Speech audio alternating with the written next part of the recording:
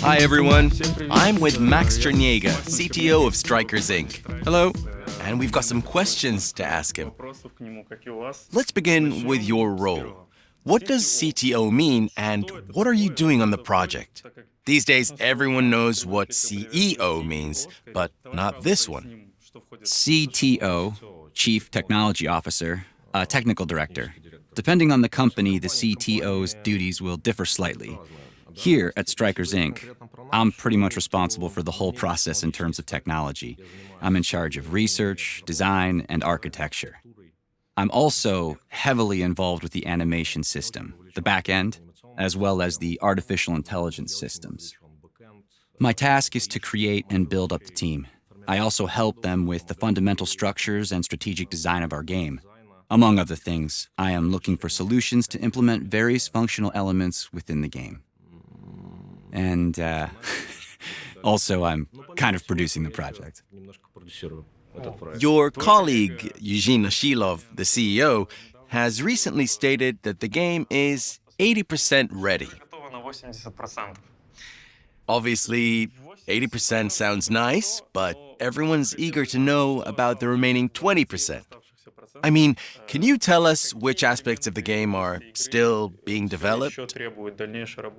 When we were working on the 80%, we knew we should cover the whole game.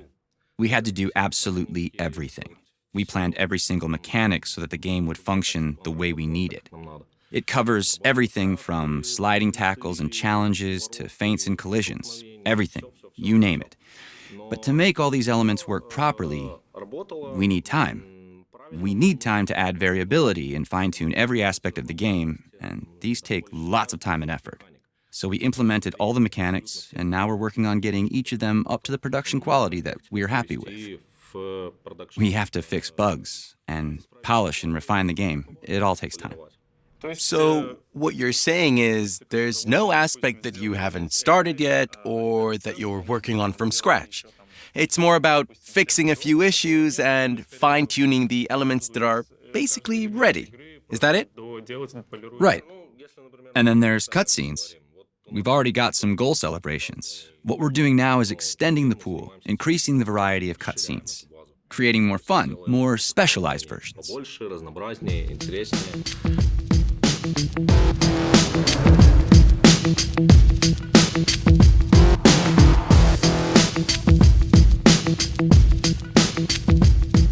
Hi, Tolia. Good to see you. Can you tell us about the cutscene situation? What's new with them? What's happening? How ready are they? Please update our viewers. The cutscenes are going really well. We've done a lot. But I'm afraid I can't give you a precise figure on how ready we are. There are still a whole bunch of ideas we want to implement before the release. You see, we never stop, but we are definitely on the home stretch. What I can tell you is we already know how many cutscenes we need in total, and we know what they should look like. How long have you been working on the cutscenes? When did Strikers Inc. initiate that part of the process? And how would you describe your team's progress over the last year? Actually, we started exactly a year and a half ago. 18 months ago, we dived into producing our first cutscene. And before that, we had a pre-production phase, when we looked for forms and new ideas, and when we wrote some scripts. But the first cutscene was ready 18 months ago. It looked very different to what you see now, though. When you say different, do you mean progress? As in, did it become more realistic, cooler, and clearly better so everyone could see the difference? Or were you upgrading a few tiny aspects? For our cutscenes, in fact, for any cutscene, the animation is absolutely key. It means everything. And now I think people can really see the difference, not just video game professionals. I think it's striking. When you compare the two, look at the samples here. It's clearly a whole new world. Our animation department is much stronger now. They've added some really cool things, and you can sense it straight away. There's a bunch of improvements when it comes to camera angles, camera work, replays. and also transitions between the game and broadcasts. As I said, there are plenty of improvements, not just technically, but visually too. The difference is huge. Do you feel like TV broadcast directors when you're working on cutscenes? Are you simply trying to reproduce what we see on TV? Or do you try to take chances and add in features that would be absolutely impossible and never seen in real life, but which you can, of course, bring to life in a football simulation game? Well, in game dev and in simulation games, and especially in sport video games, it's all about imitation. You're always aiming to reproduce the game we see on TV. Funnily enough, in broadcasting, we sometimes see it the other way around. They incorporate something taken from video games. For example, a true view camera that emulates a first-person view out there on the pitch, or a spider cam flying over the stadium, and so on and so on. We aim to create something that is as close to broadcast as possible, because we know, the fact is, everyone who watches real football, either in the stadium or on the TV, when they're watching our cutscenes, they can instinctively tell, almost immediately, whether or not it's accurate and true to life. And it's not just about the emotions that show in our animation. A player can sense it immediately. We all know that they can feel whether it's football or it isn't. You're never going to fool them. As we all know, players often skip cutscenes. You don't want players to skip your work, obviously. So, any magic ingredients? It goes without saying that we'd love to hook every player, so they will slow down for a moment and watch the scene to the end. Gameplay is obviously the essence of the game. A person normally wants to skip through and continue the gaming process, especially if they concede a goal and want to pull one back immediately. But I like to think there are people who take the time to watch and enjoy all the cutscenes, and they appreciate the effort. We definitely do it for them, first and foremost. To create fun, we always try to provide a player with the greatest variety of videos we can. I can't give numbers right now, but there are lots of them. Our game designer wrote a whole bunch of scripts, so every cutscene will match the exact situation, the precise context, as well as the context of the whole game. And I'm not just talking about goal celebrations. There are reactions, offsides, corners, and build-ups. And of course, there are free kick cutscenes. Every free kick is like its own mini-story. And depending on where the kick is being taken from, defenders behave differently, and the build-up is different. And there are lots of those plots. We always aim to make them entertaining, surprising, and fun to watch. Actually, we've deliberately made fouls and cards especially hard to predict. For example, we've come up with a system for when the referee approaches the footballer who committed the offense. You won't be able to predict what the referee's decision is going to be. We've deliberately planned the animations that way, and I like to think they work well. You see, usually anyone who plays a lot will know this. They know in advance what the punishment's going to be, even at the start of the cutscene. You can tell from the first frames of the animation. Wow, that's cool. And since you mentioned cutscene selection, let's dig a bit deeper. Is there any specific way to match a cutscene to an event? For example, when there is a substitution or a yellow card is shown, or does a scene just get randomly selected from a pre-prepared pack? How does it work in that situation? Like I said, the game designer put a lot of work into his scripts. Now it's up to the programmers to put it into the game, so it won't be as simple as just triggering each scene from the pool randomly. It would depend on a variety of factors, like at what point in the game the event happens. First half or second half or just before the final whistle, who plays for which team, etc. You can't just ignore those things. For example, let's imagine one of the teams makes a substitution.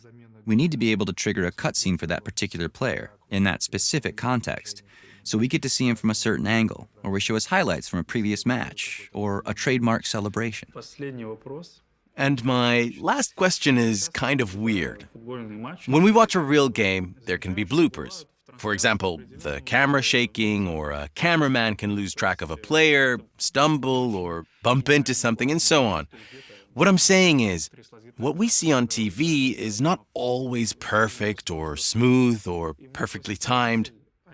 So, what do you think about incorporating that kind of thing into a football simulation game? Realism doesn't necessarily mean perfection. In fact, quite the opposite. What do you think? Am I talking nonsense, or would you agree? You were quite right. In fact, you're spot on. That's a really interesting problem. In a simulation, a football simulation, everything's perfect. It's a world generated by the game engine, which is polished and clean. But what we're doing is adding some atmosphere to our game, breathing life into this generated world.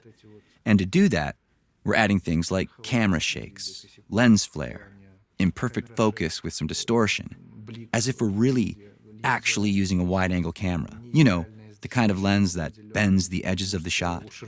Nuances, imperfections, and hiccups are very real and essential. People who watch football on TV can tell whether a cutscene matches real life or not. I mean, they just know. We're working on these kinds of imperfections and have a good deal of the groundwork already done.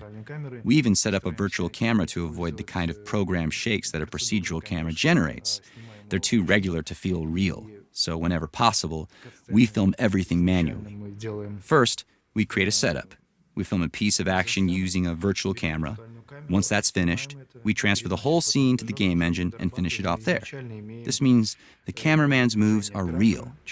And in my opinion, it's definitely paying off. Let's talk about artificial intelligence, and in particular, AI assist. This is a question for you as CTO, but not about features of the assist, the game bot, or its specifics. So, not to do with the technical details, but rather AI assist itself. Obviously, it's one of the crucial aspects of the game and affects the release date. So, to what extent is AI ready? And another question, is it focused on being realistic, or are you keeping some arcade elements so that the gaming process doesn't become boring? We definitely need a balance. We can't make a game that follows reality that closely. Otherwise, it wouldn't be a game anymore. And making it like an arcade game is not an option either. If we did that, it wouldn't feel like football. So, we're keeping it balanced. And talking about AI assist, our goal, first and foremost, was to create a fully adjustable system. That way our players will be able to set up and adjust their team's behavior any way they want. And our game designers, while they're working on the project, could do the same to reproduce the situations they need. We really wanted to make the system flexible, and then start finding the balance, iterating over and over again. In fact, that's exactly what we're doing right now. So, here's something I've always wanted to know. Is the AI system of each team based on how real-life footballers move and interact out there on the pitch? You know, guides and patterns aren't born out of thin air. And our AI patterns are based on real football in real situations. We watch a whole bunch of real-life matches. We spend a lot of time watching teams and footballers very, very closely. Obviously, every football manager does their stuff differently, and their teams play differently too, with different tactics depending on the match situation. We take all this into account when we're working to find the patterns. But I can't say that in our game there are special tactics for particular real-life teams. Anyway, what I am saying is a player has all the tools possible to set up a team however they want. What I mean is, if a player wants to fine-tune their game world team to recreate their favorite real-world club, I believe they can. That's cool.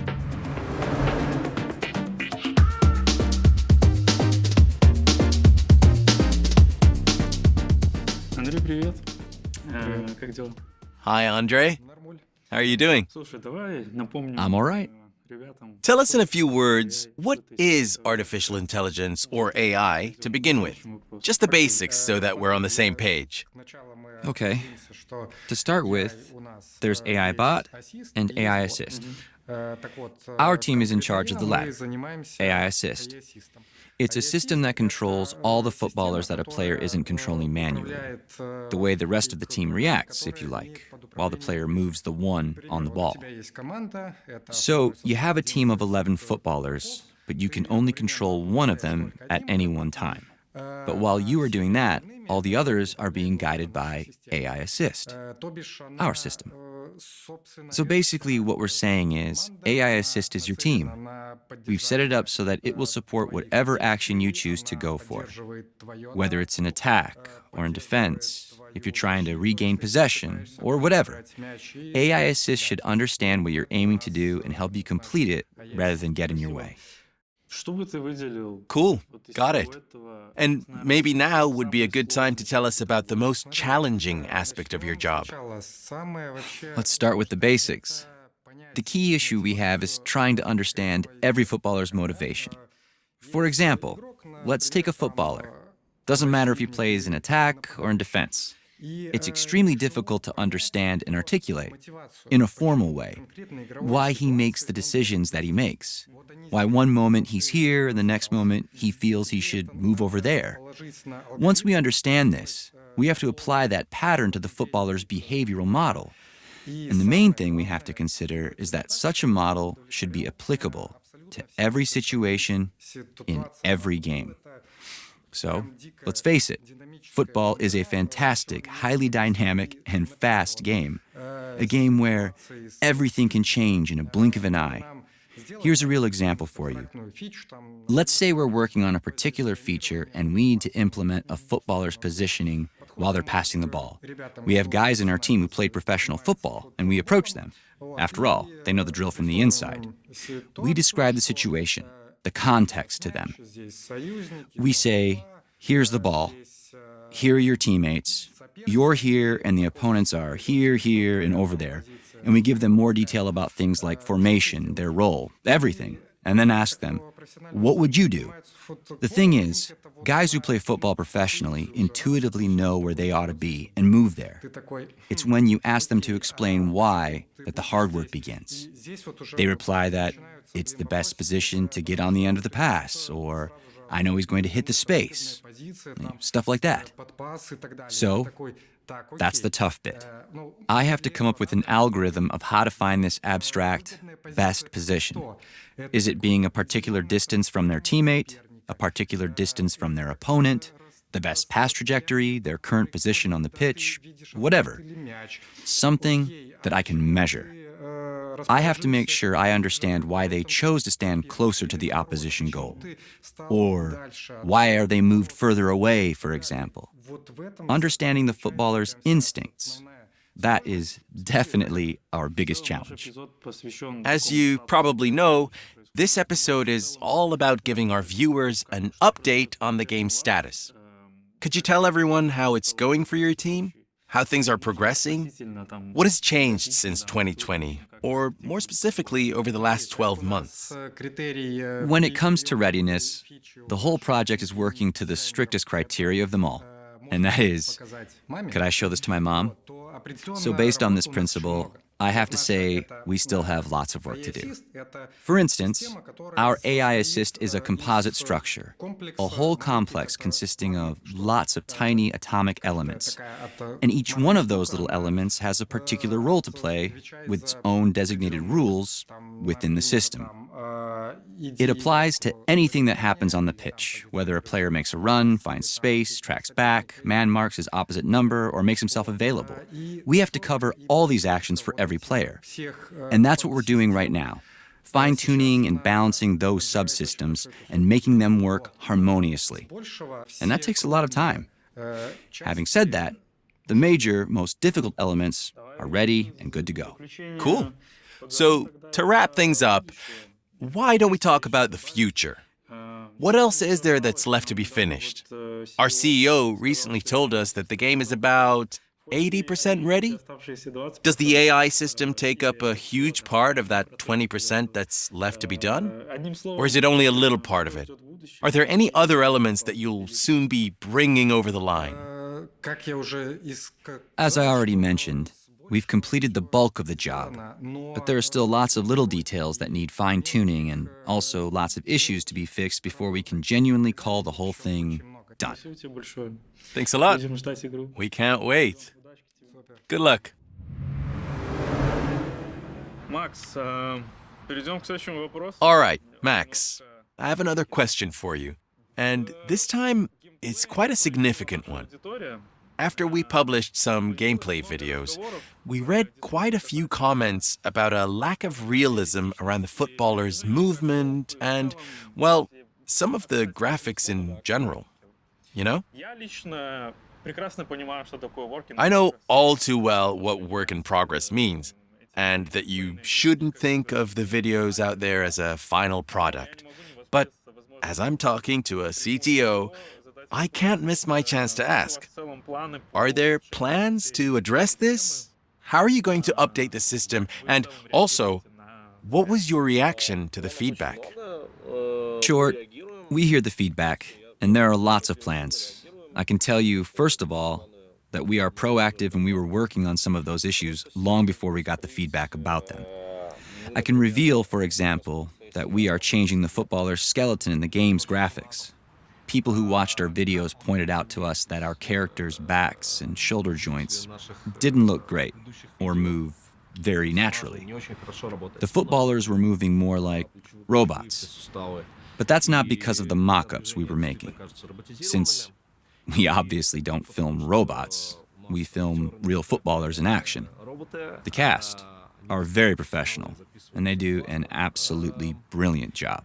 The problem was that the original skeleton of the models was really simple, but that original one was enough to get us up to the 80% mark. But not any further. Since then, in the polishing stage, we've improved it an awful lot. It's way more complex now, and the moves are much more fluid. The footballer's back, shoulders, and everything moves smoothly and naturally. The models now look more like real footballers. There are other features we're developing, of course, but I won't say anything now. We can probably reveal more in our next episodes. But I will say, the new skeleton gives us a real boost. Does the skeleton literally mean a virtual skeleton of a person? Like, I don't know, hands, legs? Judging by the skeleton animations available out there, players usually think of a computer skeleton differently to how it actually looks in a game. The reality is, ours is much closer to a real human skeleton. There are some differences, of course. In real life, the human body has a spine, a system, to which flesh and muscles are attached, and make that system move. In graphics, it's quite different. There's no such thing as muscular tissue. We're painstakingly developing our model to try and recreate the human skeleton movements as naturally as possible. Our animators can explain it much better than me. I'm not about to steal their thunder.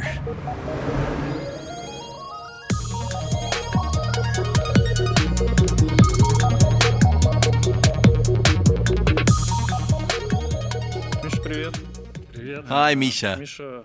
Misha is our animation director. Misha's here to talk about that new skeleton that Max Чернега mentioned. Are there any other benefits from the transition to the new skeleton? Definitely. We transitioned into the new system and, among other improvements, we've added more bones to the non-footballers.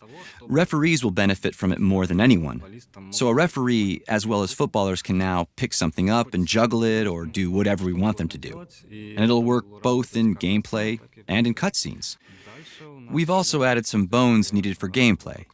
It's improved the behavior in groups of players. They move more naturally now, and they can behave how we need them to in any situation, including interactions with other footballers. It all goes to make the gameplay more realistic. So we've discussed the current state of play. We know the game is close to its release, and we've heard it'll hit the shelves next year. What are your plans now? What do you need to do next to finalize the skeleton system? What else do we need to wait for? Any major improvements you need to implement? We still have lots of work to do. Right now, we are working on the player diversity system. They will be tall and short, big and small, muscular and thin. Before, we were trying to achieve that by creating lots of different models. It soaked up an immense amount of resources, both in system performance and the team. Now we're using this new style skeleton instead. And what this means is, we don't need a lot of models anymore. Just one is enough to create any player we want. He could have wide shoulders and thin legs, be tall, slim, bulky, anything. Also, we want to put some work into improving fabric physics, and the skeleton's bones will be involved in this too. What if a big, strong guy that you want to add to the game, a dude with heavy arms and shoulders, isn't able to do some of the moves that the model does? Could that happen? Good question. No, we've allowed for that so it won't happen. We made the skeleton with the understanding that all the bones should work properly. Even in a very muscular person, all the bones are moving as they should, no matter what size.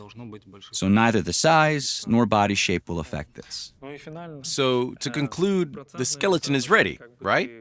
Or not? And if not, how much longer do you need to finish the skeleton system? I would say the skeleton is ready, yes. We need to fix a couple of animation issues that appeared when we switched from the previous system. And we also need to make some finishing touches. But overall, I'd say it's about 80% ready. Thanks a lot. Двигаемся дальше.